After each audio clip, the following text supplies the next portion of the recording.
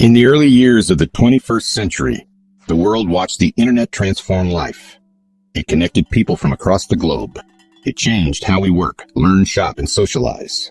But by the late 2010s, the online experience, once fresh and exciting, had become flat and passive.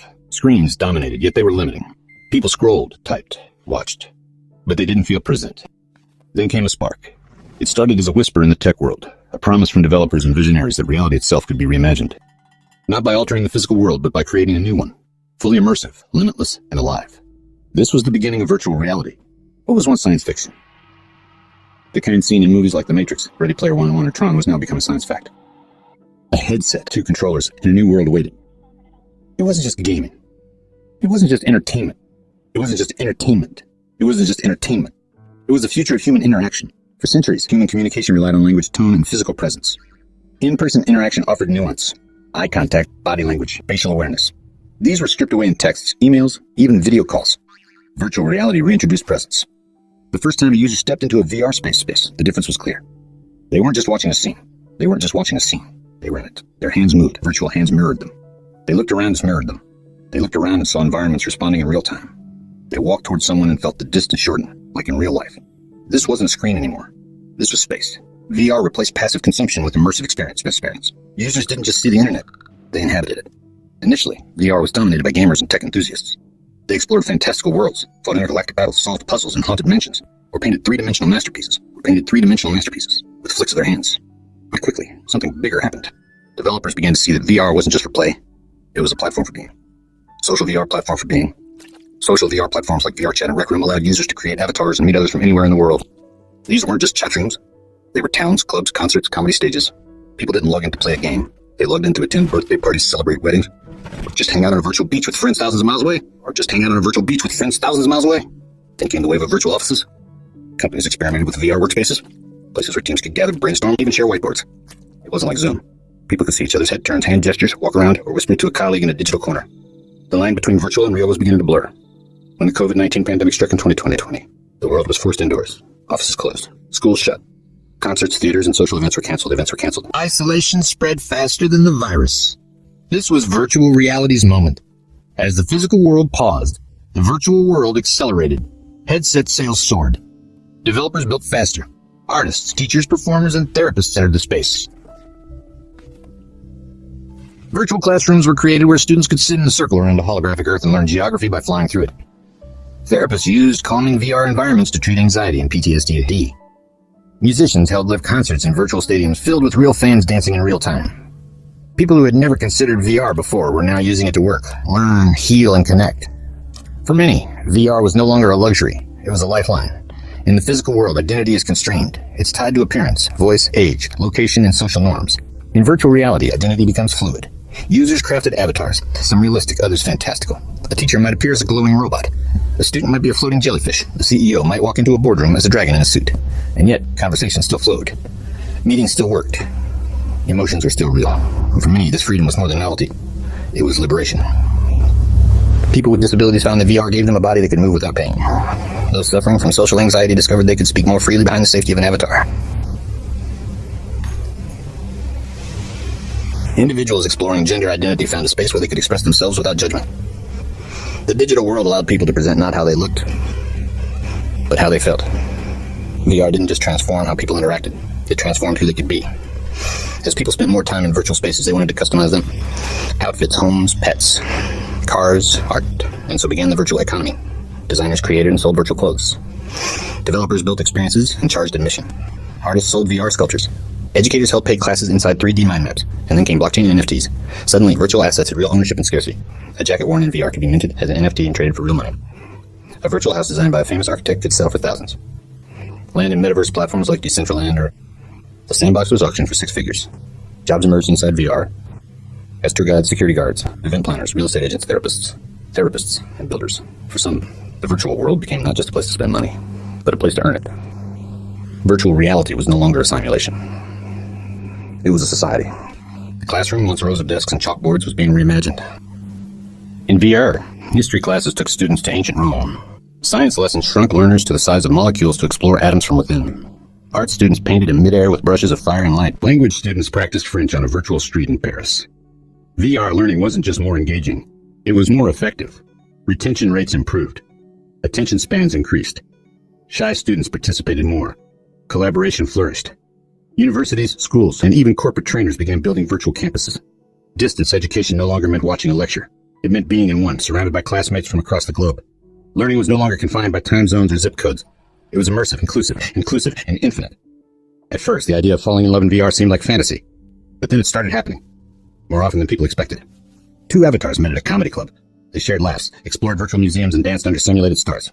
Eventually, they removed their headsets, met in the real world, and got married, both virtually and physically.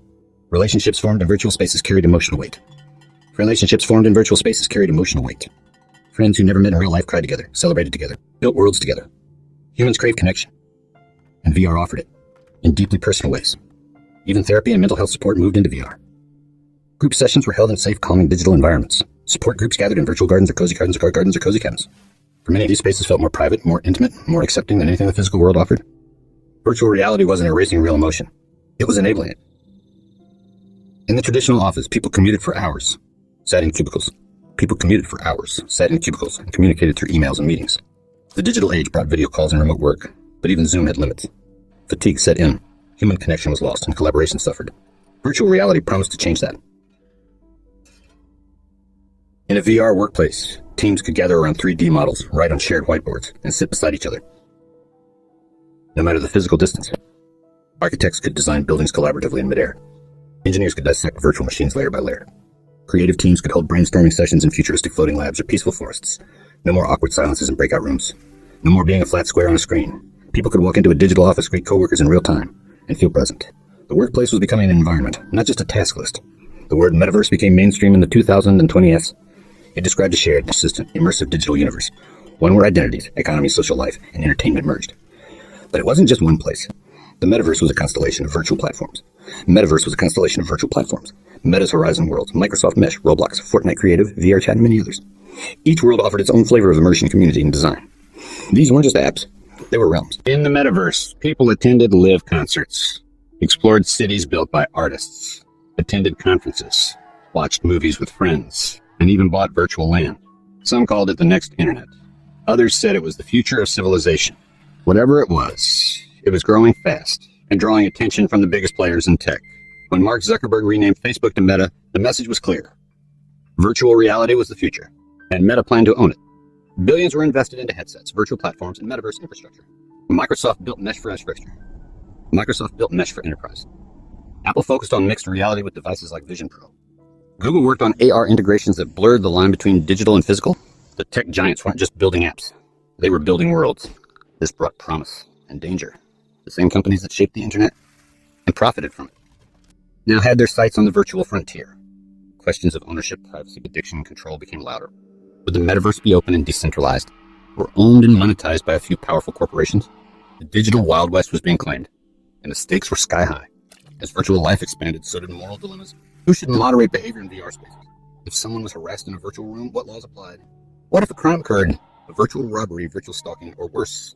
These weren't theoretical questions. Real incidents occurred. Platforms scrambled with the same quality of experience. Education wasn't just better, it was fairer. The world's best teachers, content, and experiences could now reach the remotest village or the busiest city. VR was bringing equity to learning, one headset at a time. Doctors began using VR in ways few expected. Surgeons trained in simulated operating rooms. Medical students practiced complex procedures without risking a real patient. Therapists treated PTSD by guiding patients through safe exposure in virtual settings.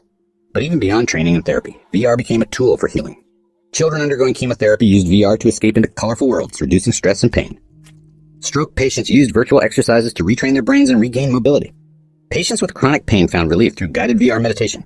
The mind, immersed in new sensory environments, responded in ways science was just beginning to understand. And for people who couldn't leave their beds or homes, VR became a window to the world, a chance to travel, socialize, laugh, and live. Even if only digitally. In medicine, virtual reality was proving to be more than tech. It was hope. But not all was well. As people spent more time in virtual spaces, psychologists raised concerns. Could prolonged immersion lead to detachment from reality? Would some prefer the virtual world so strongly that they'd abandon the real one? There were reports of VR hangovers, emotional crashes after leaving euphoric virtual experiences. Some users experienced blurred lines between what was real and what was rendered. Addiction was real. People began spending 10, 12, 16 hours a day in VR. working, gaming, socializing, escaping. Researchers studied these effects, drawing parallels to early internet or smartphone addiction. But VR was different. It wasn't just a screen, it was presence. The risks were psychological, but so were the benefits. Like all powerful tools, VR required balance, education, and responsibility, not just excitement. Even politics entered the virtual arena. Activists held rallies in digital squares. Debates were hosted in virtual chambers. Voters used VR to explore policies in immersive simulations, the effects of environmental laws, healthcare plans, or urban reforms. For the first time, politics became experiential. People could step into the shoes of someone from a different class, race, or country. They could experience empathy not just by hearing stories, but by living them in simulated environments. VR became a tool for civic, blending the digital with the physical. This was mixed reality. Unlike VR, where the user steps into a fully virtual environment, mixed reality overlays virtual objects onto the real world. Using transparent headsets or smart glasses, users could see their room, their desk, their friends. But also digital displays, floating buttons, even interactive holograms. A chef could follow step-by-step instructions hovering in the air while preparing a dish. A mechanic could receive real-time diagnostics over a car engine. A student could study history by watching a Roman gladiator walk across their kitchen. This wasn't science fiction. Microsoft's HoloLens, Apple's Vision Pro, and Magic Leap devices were turning this into reality. Mixed reality promised a world where physical and digital life weren't separate. They coexisted. The rise of artificial intelligence reshaped the VR landscape in unexpected ways. In early social VR, people interacted with other users, real humans. But soon, AI began inhabiting these spaces too. At first, they were assistants, helping users navigate worlds or build environments. Then they became companions. Powered by language models and emotional learning systems, AI avatars could listen, respond, and even empathize. They remembered preferences, told stories, asked questions. For many users, the difference between human and AI blurred quickly. An elderly man who lost his wife spent hours talking to a digital recreation of her memory, built from photos, texts, and voice recordings. A lonely teen found comfort in an AI friend who showed up every day without judgment. People weren't just interacting with machines. They were bonding with them. And for some, these bonds were real, emotional, and life-changing. As AI companions became more sophisticated, they entered deeper parts of people's lives. Some users formed relationships with digital beings, dating, marrying, or even starting virtual families through simulations. Parenting simulations became therapeutic tools for couples considering children. Others raised digital pets or AI children who learned and evolved. Social structures changed. In some communities, friend groups included both humans and AI. Relationships spanned human-human, human-AI. Relationships spanned human-human, human-AI, and sometimes even AI-AI bonds, each one with its own culture and ethics. Digital dinners, VR game nights, mixed reality holiday celebrations. These events felt real to those in them, even if no physical contact occurred. The world was learning that presence isn't about flesh. It's about attention, emotion, and connection. As the digital and real began to merge, so did the biggest question of all. What is real? If a person spends 10 hours a day in VR, falls in love, earns money, creates art, experiences joy and sadness, are those experiences less real than the physical ones? Philosophers began to wrestle with age-old ideas through a new lens. Was reality defined by atoms or by consciousness? In ancient times, Plato theorized about shadows on a cave wall. Now, people sat in digital caves watching digital firelight, wondering if it mattered that it wasn't real. To many, the answer was simple.